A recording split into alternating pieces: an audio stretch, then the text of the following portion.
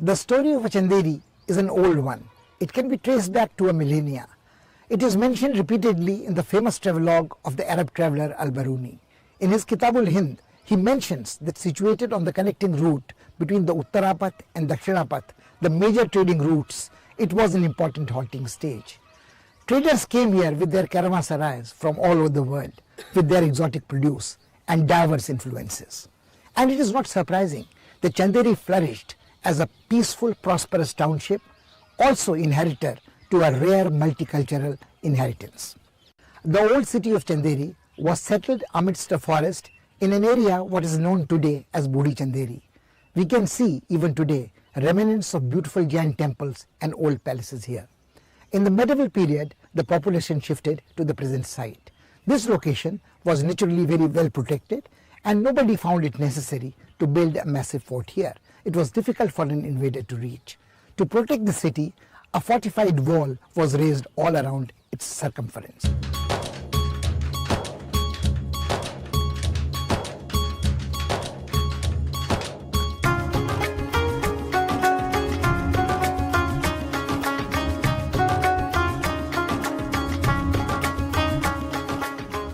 Chanderi in Madhya Pradesh is at a distance of 110 kilometers from Jhansi.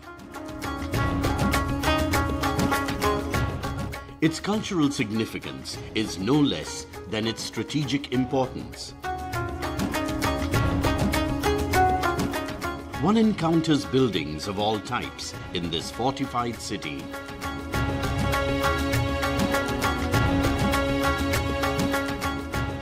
The residents of Chanderi were well protected and prospered for centuries. Sir, the government of India, ever since Modi ji has taken the seat, we went systematically for allocating houses for the entire rural community who deserve it, sir. Based on 2011 socio-economic caste census data and 2018 Awas Plus survey, we have given 3 crore houses, sir, and again 2024 survey, another 2 crore houses have been sanctioned by the cabinet, sir. Total 5 crore houses have been given by the cabinet under Modi ji government. Out of those 5 crore houses, 4.12 crore houses have already been allocated to respective states. Out of those, approximately 3.8 crore houses have already been given to the states. Out of those, 2.9 crore houses have been constructed, sir. The government of India, if you look at it over the last 10 years, sir, we have given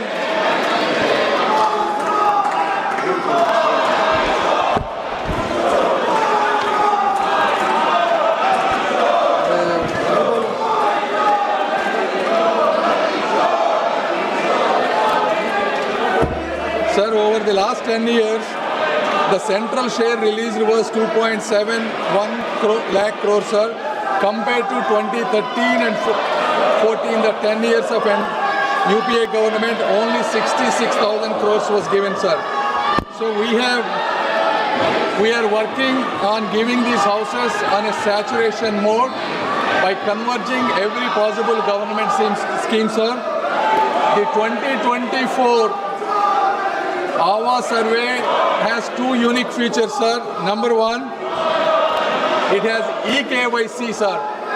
This is anybody can stand in their land and take a photograph, and this based on this photograph, complete Aadhaar authentication, eKYC authentication, self-registration is possible, sir. This is the first time in India that no eligible candidate has been withheld of a deserving house, sir.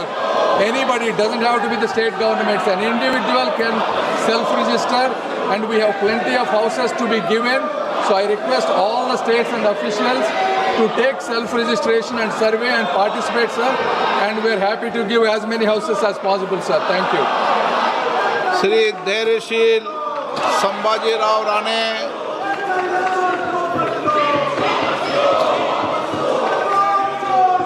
धैर्यशील संभाजीराव राणे, माननीय मंत्री जी,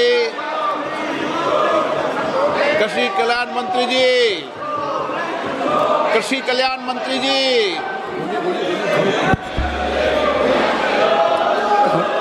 माननीय अध्यक्ष महोदय, जो माननीय अध्यक्ष महोदय जी, मैं आपकी अनुमति से आज की लोकसभा की